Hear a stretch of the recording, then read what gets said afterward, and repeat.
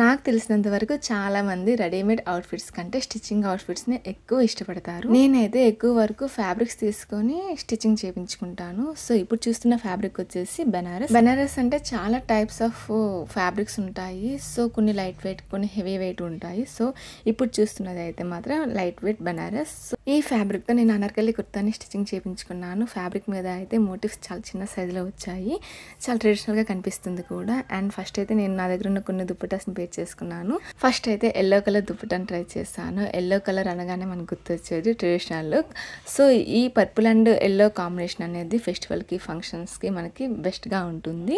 ఇంకా సెకండ్ వచ్చేసి అగ్గిపెట్టి కలర్ దుప్పటా యూజ్ చేశాను, అంటే డార్క్ లావెండర్. సో ఇది సిల్వర్ బార్డర్ వచ్చింది, కొంచెం డిఫరెంట్గా అనిపించింది. Outfit colour and dupatta colour కూడా సేమ్ ఉండకూడదు. ఇంకా నా దగ్గర ఉన్న లావెండర్ కలర్ దుప్పటాన్ని పేర్ చేశాను. సో ఇదైతే క్లాసీ అండ్ మోడర్న్ లుక్ వస్తుంది.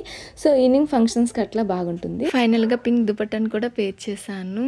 చాలా బ్రైట్ లుక్ ఉంది. నేను ట్రై చేసిన ఈ 4 దుప్పటాల్లో ఈ అవుట్ఫిట్కి చాలా బాగా సెట్ అయ్యింది ఏంటో కామెంట్ చేయండి. ఈ అవుట్ఫిట్ డీటెయిల్స్ నేను డిస్క్రిప్షన్లో మెన్షన్ చేస్తాను.